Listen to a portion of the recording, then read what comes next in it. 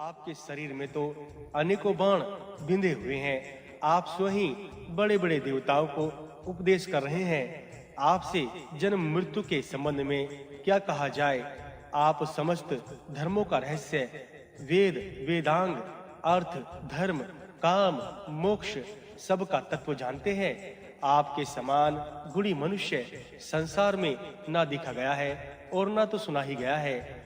आप अपने तपोबल से जगत की सृष्टि कर सकते हैं। बंधु बांधवों का संहार होने के कारण धर्मराज युधिष्ठिर इस समय शोकाकुल हो रहे हैं। आप सभी धर्मों का रहस्य जानते हैं। उनकी शंकाओं का समाधान करने वाला कोई दूसरा नहीं दिखता। आप कृपा करके उनके शोकाकुल चित्त को शांत कीजिए। भीष्म ने तनिक सिर उठाकर अंजलि बांधकर श्री कृष्ण से कहा, भगवान, आप समस्त कारणों के कारण और सबके परम निधान है। आप प्रगति से परे हैं और प्रगति में व्याप्त हैं। आप सबके आश्रय और नित्य एकरस अविनाशी सच्चिदानंद घन है। आपकी शक्ति अनंत है। अलसी के फूल के समान आपका शरीर, सांवला शरीर मुझे बहुत ही प्रिय लगता है। उस पर पीतांबर की शोभा तो ऐसी मालूम होती है मानो वर्षाकालीन मेघ पर बिजली स्थिर होकर बैठ गई हो। मैं परम भक्ति से, सच्चे हृदय से आपके शरण हूँ। श्री कृष्ण ने मुस्कुराते हुए गंभीर स्वर से कहा, महात्मन, आप मेरे दिव्य शरीर का दर्शन कीजिए। आपकी मुझ पर परम भक्ति है, इसी से मैं यह दिव्य शरीर आपको दिखा रहा हूँ। आप मेरे परम भक्त हैं। आपका स्वभाव बहुत ही सरल है। आप तपस्वी, सत्यवादी, इंद्रियजीत और दानी हैं। इसलिए आप मेरे दिव्य शरीर के दर्शन पाने के अधिकारी हैं। जो मनुष्य भक्तिहीन है, कुटिल स्वभाव के हैं और अशांत है, उन्हें मैं दर्शन नहीं देता। आप इस शरीर का परित्याग करके उसी दिव्य धाम में जाएंगे जहां से फिर कभी लौटना नहीं पड़ता। अभी आप 56 दिनों तक जीवित रहेंगे, फिर आपको परम पद की प्राप्ति होगी। वसुदेवता आकाश में स्थिर होकर आपकी रक्षा कर रहे हैं। आपके शरीर त्याग के पश्चात आप सरीखा कोई तत्वज्ञानी नहीं रह जाएगा। इसलिए हम आपके पास आए हैं कि आप अपने अनुभूत संपूर्ण ज्ञान का वर्णन कर जाएं। इसी से आपके अनुभूत धर्म सिद्धांत की रक्षा होगी और धर्मराज युधिष्ठिर का शोक भी दूर हो जाएगा। भीष्म ने हाथ जोड़कर कहा, भगवान, आपके वचनों से मुझे बड़ी प्रसन्नता हुई। मैं भला आपके सामने किस धर्म का वर्णन कर सकता हूँ? संसार में जितने धर्म अधर्म कहे जाते हैं, मनुष्यों के लिए जो कुछ कर्तव्य अकर्तव्य निश्चिंत है, उन सब के मूल कारण आप ही हैं। जैसे इंद्र के सामने कोई देवलोक का वर्णन करे, वैसे ही आपके सामने धर्म रहस्य का वर्णन करना है। बाणों के आघात से मेरा शरीर व्यथित है, हृदय पीड़ित है और बुद्धि क्षीण हो गई है। वाणी असमर्थ हो गई है, बल नष्ट हो चुका है, प्राण निकलने के लिए जल्दी कर रहे हैं। आपके प्रभाव से ही मैं जीवित हूँ। आप संपूर्ण ज्ञानों की निधि है। आपके सामने क्या उपदेश कर सकता हूँ मैं? गुरु के सामने शिष्य क्या बोल सकता है? इसलिए मुझे क्षमा कीजिए। आप ही धर्मराज को धर्म का उपदेश दीजिए। श्री कृष्ण ने कहा, पितामह, आप सब तत्वों के ज्ञाता, शक्तिशाली और भरत वंश के भूषण हैं। इसलिए आपके ये विनीत वचन आपके योग्य ही हैं। बाणों के घाव के कारण शरीर में पीड़ा है, तो मैं आपको यह वरदान देता हूँ कि आपकी ग्लानि, मूर्छा जलन और भूख प्यास मिट जाए। आपके हृदय में सब ज्ञान जागृत हो जाए। आपकी बुद्धि निर्मल हो जाए। आपके मन से रजोगुण और तमोगुण हट जाएं। केवल सत्वगुण ही रह जाए। आप धर्म और अर्थ के संबंध में जितना विचार करेंगे, आपकी बुद्धि उतनी ही बढ़ती जाएगी। आपको दिव्य दृष्टि प्राप्त हो जाए और आप सब वस्तुओं का रहस्य जान सकेंगे। भगवान श्री कृष्ण की यह दिव्य वाणी सुनकर वेद व्यास आदि ऋषि महर्षियों ने उनकी स्तुति की। आकाश मंडल से श्री कृष्ण, भीष्म और पांडवों पर पुष्प वर्षा होने लगी। अप्सराएं गाने लगी, गंधर्व बजाने लगे, शीतल मंद सुगंध हवा चलने लगी और दिशाएं शांत हो गई। सुंदर सुंदर पक्षी चहकने लगे। भीष्म की चेतना जागृत हो गई। उनकी बुद्धि में संपूर्ण ज्ञान स्फुरित होने लगा। चारों ओर मंगलमय शकुन होने लगे। संध्या हो चली थी। ऋषियों की अनुमति से दूसरे दिन फिर यहाँ मिलने की सलाह करके सब अपने अपने स्थान पर चले गए। पितामह का उपदेश अपनी बुद्धि के द्वारा जिस सत्य का प्रत्यक्ष होता है, यदि उसी का सत्य का प्रत्यक्ष सब बुद्धियों के द्वारा होता, तब तो कहना ही क्या था। वह एक असंदिग्ध सत्य होता है, परंतु बुद्धि सबकी पृथक पृथक है और सबका प्रत्यक्ष भी पृथक पृथक है। बुद्धियों की तो बात ही क्या है। ये जो रूप अपनी अपनी आंखों से देख रहे हैं, हम लोग यह भी एक प्रकार का ही नहीं। सबकी आंखें एक ही सतह पर नहीं है और एक ही प्रकार की शक्ति भी नहीं रखती। सबका क्षितिज भिन्न भिन्न दूरी पर है। एक वृक्ष को सब समान मोटा नहीं देख सकते। एक ही व्यक्ति को सब एक ही रंग रूप का नहीं देख सकते। इसका कारण आंखों का तारतम्य है। इसी प्रकार बुद्धियों में भी तारतम्य हुआ करता है। सब सत्य के विभिन्न प्रकार का दर्शन करते हैं।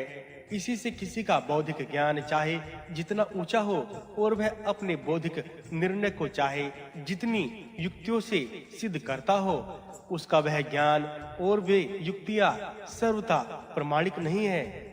जगत में जो बहुत से मतांतर और सिद्धांतिक भेद हुए हैं, उनके मूल में यही बुद्धि की विभिन्नता स्थित है। सबने सत्य कहा है, परंतु उस सत्य में कहने वालों का व्यक्तित्व और उसकी व्यक्तिगत बुद्धि सम्मिलित है। वही परम सत्य है। यह बात जोर देकर नहीं कही जा सकती, परंतु एक ऐसा भी ज्ञान है जो सर्वदा एक रस, एक रूप, अविचल और निर्विकार है, जो व्यक्ति और उनकी बुद्धियों के विभिन्न होने पर भी विभिन्न नहीं होता। जगत के ज्ञान की ओर दृष्टि रखकर उसे ज्ञान कहने में हिचकिचाहट अवश्य तो होती है, परंतु इसके अतिरिक्त और कोई शब्द नहीं है जिसके द्वारा अपना भाव प्रकट किया जा सके। वह ज्ञान क्या है? वह स्वयं आत्मा है, परमात्मा है, भगवान श्री कृष्ण है। वे जिसके हृदय में प्रकट हो जाते हैं, उसका व्यक्तित्व लुप्त हो जाता है और उसके द्वारा परम सत्य विशुद्ध ज्ञान का विस्तार होने लगता है। दूसरे शब्दों में हम यह भी कह सकते हैं कि भगवान श्री कृष्ण का दिया हुआ ज्ञान ही सच्चा ज्ञान है। अपनी बुद्धि से प्राप्त हुआ ज्ञान तो सर्वथा अप्रमाणिक है और आश्रयहीन ज्ञान है। इसी से महात्मा लोग जब तक भगवान से ज्ञान प्राप्त नहीं कर लेते, तब तक अपने बौद्धिक ज्ञान का प्रचार नहीं करते, क्योंकि वह प्रचार तो अपने व्यक्तित्व का प्रचार है, जो किसी न किसी रूप में भगवान के ज्ञान का आवरण ही है। हाँ, तो अब तक यह बात कही गई है कि महात्मा लोग अपने व्यक्तित्व ज्ञान का नहीं, भगवत प्रदत्त ज्ञान का विस्तार करते हैं।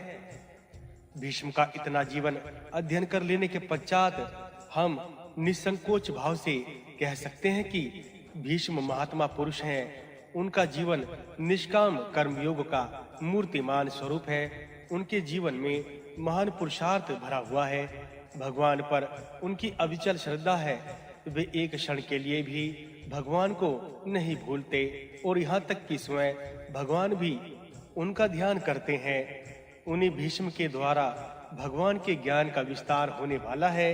यही बात इसके पहले अध्याय में आ चुकी है कि भीष्म ने अपने व्यक्तिगत ज्ञान का उपदेश करना अस्वीकार कर दिया। भगवान श्री कृष्ण ने इन्हें अपने ज्ञान का दान किया। अब भीष्म वास्तव में ज्ञान उपदेश करने के अधिकारी हुए। ऐसे अधिकार पर आरूढ़ होकर जो ज्ञान का उपदेश करता है, वही सच्चा उपदेशक है। यो तो आजकल उपदेशकों की बाढ़ आ गई है, परंतु कौन है भीष्म जैसा उपदेशक जिसे भगवान का साक्षात आदेश प्राप्त हुआ है? पूर्व निश्चय के अनुसार दूसरे दिन सब लोग भीष्म पितामह की शरशैया के पास उपस्थित हुए। बड़े बड़े ऋषि महर्षि पहले से ही आ गए थे। देवर्षि नारद और युधिष्ठिर की प्रेरणा से भगवान श्री कृष्ण ने भीष्म पितामह से वार्तालाप प्रारंभ किया। श्री कृष्ण ने कहा, पितामह, आज की रात में आपको कोई कष्ट तो नहीं हुआ?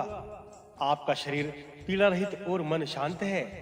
पितामह ने कहा, श्री कृष्ण, तुम्हारी कृपा से मोह, दाह, थकावट, उद्वेग और रोग सब दूर हुए हैं। तुम्हारी कृपा दृष्टि के फल स्वरूप मुझे तीनों काल का ज्ञान हो गया है। वेद, वेदांतोक्त धर्म, सदाचार, वर्ण, आश्रम, देश, जाति और कुल के धर्म सब मेरे हृदय में स्थिर है। मैं तुम्हारे चिंतन से पुनः जीवित हो गया हूँ।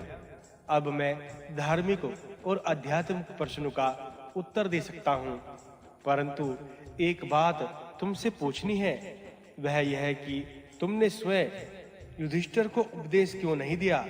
श्री कृष्ण ने कहा, पितामह, संसार में जो कुछ कल्याण और कीर्ति दिख रही है उसका कारण मैं ही हूँ। संसार के सब भाव मुझसे पैदा हुए हैं। मैं संपूर्ण यश का केंद्र हूँ। इस बात में किसी को संदेह नहीं है। इस समय मैंने अपनी विशाल बुद्धि आपके हृदय में प्रविष्ट करा दी है। मेरी इच्छा है कि आपके द्वारा ही उपदेश हो और वह संसार में वेद वाक्यों की भांति स्थिर हो। जो आपके उपदेश का अनुसरण करेगा उसका लोक परलोक और परमार्थ बनेगा। जन्म से लेकर आज तक आप में कोई दोष नहीं देखा गया है। आप धर्म के मर्मज्ञ हैं। आपने जीवन भर सत्संग किया है, ऋषि और देवताओं की उपासना की है। मैं आपकी कीर्ति को स्थायी बनाना चाहता हूँ। आप मेरी और सबकी इच्छा पूर्ण करें, आपका कल्याण होगा। श्री कृष्ण की आज्ञा पाकर पितामह ने युधिष्ठिर को प्रश्न करने की आज्ञा दी। युधिष्ठिर ने उनके पास जाकर चरणों में प्रणाम करके बड़े विनीत भाव से धर्म और अध्यात्म संबंधी अनेकों प्रश्न किए। भीष्म पितामह ने उन सब प्रश्नों का पृथक-पृथक उत्तर दिया। उन सब का वर्णन महाभारत के शांति पर्व में है। प्रत्येक जिज्ञासु स्त्री पुरुष को उसका स्वाध्याय करना चाहिए। वे सब उपदेश यहाँ किसी प्रकार उद्धृत नहीं किए जा सकते। संक्षेप रूप से ही उद्धृत किए जाएं तो एक बड़ा सा ग्रंथ बन सकता है। यहाँ तो नाम मात्र के लिए उनके कुछ थोड़े से वचन उद्धृत कर दिए जाते हैं। बेटा, मैं जगनियंता श्री कृष्ण धर्म और ब्राह्मणों को नमस्कार करके धर्म संबंधी कुछ बातें बताता हूँ। तुम सावधान होकर सुनो। राजा को चाहिए कि वह अपने उत्तम व्यवहार द्वारा देवताओं को तथा देवी संपत्ति वालों और ब्राह्मणों को प्रसन्न रखे। इनकी प्रसन्नता से धर्म प्रसन्नता होती है और धर्म की प्रसन्नता से सब सुख शांति मिलती है। जीवन में पुरुषार्थ की बड़ी आवश्यकता है। बिना पुरुष के भाग्य कोई फल नहीं देता। देव और भाग्य का निश्चय तो फल मिलने के पश्चात होता है। पहले तो पुरुष का ही आश्रय लेना चाहिए। कार्य प्रारंभ कर देने पर कोई विघ्न आ जाए तो पूरी शक्ति के साथ उस विघ्न का सामना करना चाहिए और अपने कार्य को सिद्ध करने का प्रयत्न करते रहना चाहिए। राजा के लिए एक बात बहुत ही आवश्यक है। उसे सर्वदा सत्य का आश्रय लेना चाहिए। बिना सत्य के आश्रय से उसका कोई विश्वास नहीं करता और परलोक भी मारा जाता है। उसके अंतरंग मित्र भी शंकित रहते हैं और शत्रु भी उसकी असत्यता घोषित करके लाभ उठाते हैं। जो राजा वीर, धीर, सदाचारी, दानी, शांत, दयालु, धर्मात्मा, जितेंद्रिय और हंसमुख होता है, उसकी लक्ष्मी कभी नष्ट नहीं होती। राजा को बहुत सरल अथवा बहुत उग्र नहीं होना चाहिए। सरल का कहीं रोब दाब नहीं रहता और उग्र से सब भयभीत रहते हैं। उसे असली बात का पता नहीं चलता। राजा का एकमात्र कर्तव्य है धर्म की रक्षा। धर्म की रक्षा में ही प्रजा की रक्षा है। धर्म की रक्षा इसलिए है कि उससे प्रजा का हित होता है। प्रजा के सुख दुख को अपना सुख दुख समझना ही राजा का परम कर्तव्य है। राजा को चाहिए कि सर्वदा क्षमा न करे और सर्वदा दंड ना दे, क्योंकि क्षमा करने से अपराधियों की संख्या बढ़ जाती है और सर्वदा दंड ही देने से प्रजा अप्रसन्न हो जाती है। राजा को चाहिए कि सर्वदा अपने आदमियों की परीक्षा लिया करे, प्रत्यक्ष अनुमान, सादृश्य और शास्त्र के द्वारा सबको परखता रहे। किसी भी व्यसन में नहीं फंसना चाहिए। लोग राजा को किसी व्यसन में फंसाकर अनुचित लाभ उठाना चाहते हैं। महान से महान विपत्ति के अवसरों पर भी राजा को घबराना नहीं चाहिए। नौकरों के साथ विनोद नहीं करना चाहिए और अपनी सेना को मजबूत रखना चाहिए। मुंह लगे नौकर मन लगाकर काम नहीं करते, आज्ञा पालन में टालमटोल कर देते हैं, गुप्त बात जानने की चेष्टा करते हैं, बड़ी से बड़ी चीज मांग बैठते हैं। इस तरह के अनेकों दोष उनमें आ जाते हैं। इनके साथ संधि करनी चाहिए और किनसे लड़ना चाहिए, इसका निर्णय अपनी बुद्धि से सोचकर और बुद्धिमान एवं विश्वास पात्र मंत्रियों से सम्मति लेकर करना चाहिए। राज्य के 7 अंग है: स्वामी, मंत्री, सुहृद, कोष, राष्ट्र, दुर्ग और सेना। इनका विरोधी चाहे कोई क्यों ना हो, उसका नाश कर देना चाहिए। इसी प्रकार राजाओं के अनेक धर्म हैं। इनकी स्थिति लोगों की रक्षा करने के लिए ही है। ब्राह्मणों को अपने वर्णोक्त धर्म में अविचल भाव से स्थित रहना चाहिए। धनुष चलाना, शत्रुओं को मारना, खेती, रोजगार, पशुपालन और नौकरी ब्राह्मणों का धर्म नहीं है। अध्ययन करना, अध्यापन करना, यज्ञ करना और यज्ञ कराना, दान देना और दान लेना ब्राह्मणों के ये 6 कर्म कहे गए हैं। जितेंद्रिय, याज्ञिक, सत्यभाव, दयालु, सहनशील, निर्लोभ, सरल, शांति प्रकृति, अहिंसक और क्षमावान ब्राह्मण ही वास्तव में ब्राह्मण है। ब्राह्मण एक स्थान में रहकर शरीर के द्वारा कोई क्रिया न करके भी सारे जगत का कल्याण कर सकता है। उसका वेद मंत्रों का उच्चारण, हवन और शुभ संकल्प ही संसार के लिए बहुत उपयोगी है। क्षत्रिय ब्राह्मण का रक्षक है। वैश्य ब्राह्मण और क्षत्रिय दोनों भोजन, वस्त्र आदि की व्यवस्था करने वाले हैं। ये तीनों वर्ण एक दूसरे के सहायक हैं। इन तीनों के साथ शूद्र का बड़ा घनिष्ठ संबंध है। सच्ची बात तो यह है कि इनकी सहायता से ही धर्माचरण हो सकता है। इसीलिए क्रिया के अधिकार में अंतर होते हुए भी सब धर्म के समान फल के अधिकारी हैं। 4 आश्रम हैं: ब्रह्मचार्य, गृहस्थ, वानप्रस्थ और सन्यास। इनके धर्म अलग अलग हैं। सबका पालन यथा योग्य होता है। ब्राह्मण के लिए चारों आश्रमों का ही विधान है। वह गृहस्थ और वानप्रस्थ में आए बिना भी सन्यास ले सकता है। चाहे तो ब्रह्मचार्य के बाद गृहस्थ आश्रम स्वीकार कर सकता है। सन्यास आश्रम में सुख दुख रहित तथा गृह विहीन जो कुछ मिल जाए वही खाकर दिन बिता देने वाला, जितेंद्रिय, दांत शम, भोग, वासना शून्य और निर्विकार रहना चाहिए। गृहस्थ आश्रम में वेदों को दोहराना, संतान उत्पन्न करना, संयम के साथ विषय भोग करना, निष्कपट रहना, परिमित भोजन करना और देवता पितर के ऋणों से मुक्त रहना धर्म कहा गया है। गृहस्थ को कृतज्ञ, देव प्रेमी, सत्यवादी, उपकारी, दानी और ऋतुकाल में अपनी स्त्री के पास रहने वाला होना चाहिए। वानप्रस्थ के नियम बड़े ही कठोर हैं।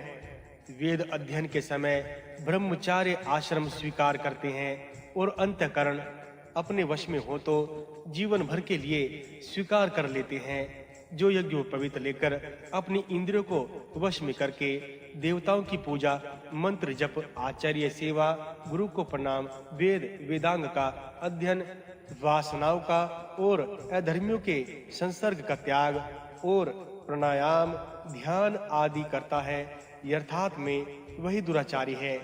सहिष्णुता बड़ी आवश्यक है। किसी के द्वारा अपमान भी हो जाए तो सहसा आप से बाहर नहीं हो जाना चाहिए। नम्र भाव से ही रहना चाहिए। जो ऐसा व्यवहार करता उसे कष्ट नहीं उठाना पड़ता है। इस विषय में एक प्राचीन इतिहास है। एक बार समुद्र ने अपने में मिलने वाली नदियों से पूछा कि नदियों, तुम्हारे प्रभाव में बड़े-बड़े वृक्ष जड़ से उखड़े हुए आते हैं, परंतु आज तक किसी के प्रभाव में बेत का वृक्ष नहीं आया। इसका कारण क्या है? क्या तुम लोग अपने तट पर लगे हुए बेतों को तुच्छ समझकर उन्हें लाती ही नहीं, अथवा उनसे तुम्हारी मित्रता है या नहीं? इसके उत्तर में श्री गंगा जी ने कहा, स्वामीन, दूसरे वृक्ष हमारे आने पर अकड़े हुए खड़े रहते हैं। वे एक प्रकार से हमारा विरोध करते हैं, परंतु बेत ऐसा नहीं करता। वह हम लोगों के वेगों को देखकर झुक जाता है और प्रभा का वेग निकल जाने पर जो का तो खड़ा हो जाता है। वह अवसर जानने वाला, सहिष्णु, विनयी और हमारे अनुकूल है। इसी से हम उसे नहीं उखाड़ती। वायु के वेग में भी यही बड़ा है। जो वृक्ष, लता, झाड़, झंकार वायु के सामने नतमस्तक हो जाते हैं, वे नहीं उखड़ते। नर्म हो जाना बुद्धिमानों का लक्षण है। मनुष्य को सर्वदा चरित्रवान होना चाहिए। प्रहलाद ने अपने चरित्र के बल से इंद्र का राज्य प्राप्त कर लिया। इंद्र को बड़ी चिंता हुई। वे अपने गुरु के पास गए। उन्होंने राज्य प्राप्ति का उपाय पूछा। तब देवगुरु बृहस्पति ने कहा कि ज्ञान प्राप्त करो। इंद्र ने जब इससे भी उत्तम उपाय पूछा, तब उन्होंने शुक्राचार्य के पास भेजा। शुक्राचार्य ने प्रहलाद के पास भेजा। इंद्र वेश बदलकर प्रहलाद के पास पहुंचे और उन्होंने उनसे प्रार्थना की कि आप मुझे ऐश्वर्य प्राप्ति का उपदेश कीजिए। प्रहलाद ने कहा, मैं राजकाज में लगा हूँ, मुझे उपदेश करने का अवसर कहाँ है? इंद्र ने कहा, आपको जब अवसर मिले तभी उपदेश कीजिएगा। प्रहलाद बहुत प्रसन्न हुए। वे समय मिलने पर उपदेश करते। इंद्र ब्राह्मण के वेश में उनके पास रहकर नम्रता पूर्वक उनकी सेवा करने लगे। एक बार ब्राह्मण वेशधारी इंद्र ने पूछा कि दैत्यराज, आपने तीनों लोकों का राज्य किस प्रकार प्राप्त किया? प्रहलाद ने कहा, ब्राह्मण, मैं राजा होने के अभिमान से ब्राह्मणों का तिरस्कार नहीं करता। सम्मान पूर्वक उनका उपदेश ग्रहण करता हूँ और उसके अनुसार आचरण करता हूँ। वे मेरी सेवा और सच्चरित्रता से प्रसन्न होकर मुझे उपदेश किया करते हैं। उपदेश के पश्चात प्रहलाद ने इनसे कहा, ब्राह्मण, मैं तुम्हारी सेवा से बहुत प्रसन्न हूँ। तुम्हारी जो इच्छा हो वह मांग लो। ब्राह्मण ने कहा, यदि आप प्रसन्न होकर मुझे वर देना चाहते हैं तो अपनी सच्चरित्रता मुझे दे दीजिए। ब्राह्मण की प्रार्थना प्रहलाद ने स्वीकार की। उन्होंने अपनी सच्चरित्रता इंद्र को दे दी। इंद्र वहां से चले गए। इसी समय प्रहलाद के शरीर से एक छाया निकली।